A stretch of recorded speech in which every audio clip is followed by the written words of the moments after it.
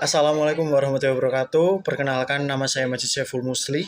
Saya adalah mahasiswa pendidikan guru sekolah dasar semester 2, Fakultas Ilmu Pendidikan Universitas Negeri Semarang.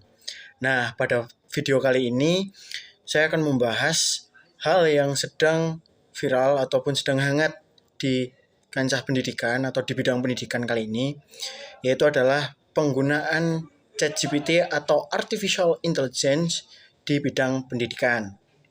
Mengapa hal ini menjadi sangat hangat diperbincangkan? Karena hal ini memiliki dampak negatif dan dampak positif dari penggunaan ChatGPT atau Artificial Intelligence ini.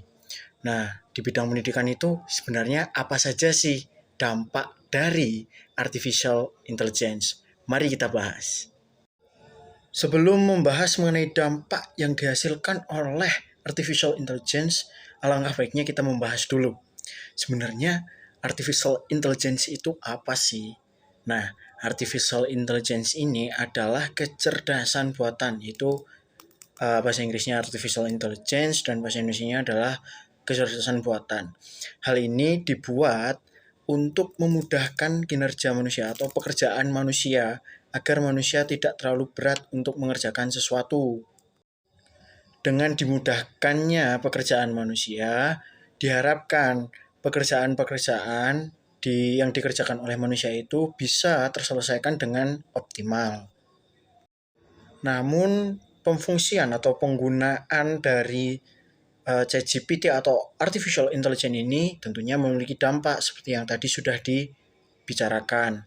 Yang pertama yaitu adalah dampak positif. Seperti tadi, pekerjaan terselesaikan secara optimal dan lebih efisien karena dengan bantuan Artificial Intelligence memungkinkan untuk suatu pekerjaan lebih cepat untuk diselesaikan.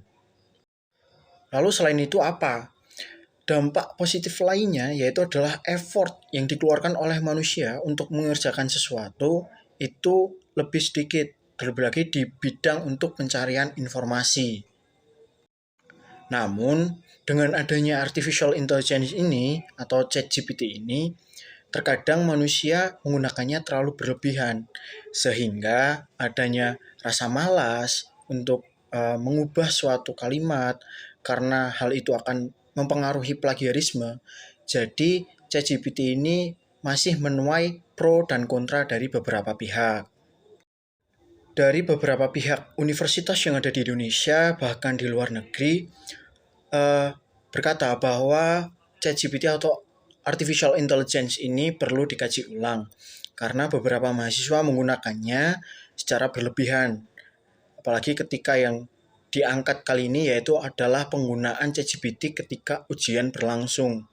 Sehingga beberapa universitas memberlakukan ujian secara tertulis kembali agar meminimalisir bagaimana penggunaan ChatGPT dan Artificial Intelligence ini yang terlalu berlebihan. Oleh sebab itu, dengan adanya fasilitas yang bisa memudahkan pekerjaan manusia, alangkah baiknya kita bisa menggunakannya secara bijak. Sehingga dengan menggunakan hal tersebut atau artificial dan ChatGPT ini, kita bisa mempermudah pekerjaan kita, namun bukan berarti kita bermalas-malasan.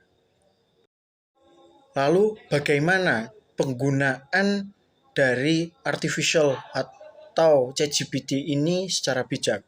Bagaimana cara menggunakannya secara bijak? Yaitu ketika mencari informasi dari ChatGPT ini alangkah baiknya untuk diparafrase atau diubah karena akan menimbulkan plagiarisme, sedangkan plagiarisme ini sangat-sangat tidak diperbolehkan dari beberapa pihak.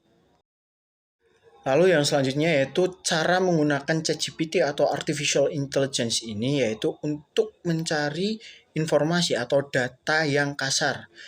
Dengan data yang kasar itu atau topik secara luas yang itu, kita bisa mengembangkannya secara sendiri dengan kemampuan yang kita punya. Dengan begitu, kita bisa menggunakan Artificial Intelligence atau ChatGPT ini dengan bijak tanpa kita bermalas-malasan ataupun melakukan plagiarisme dan segala macam dampak negatif yang ditimbulkan.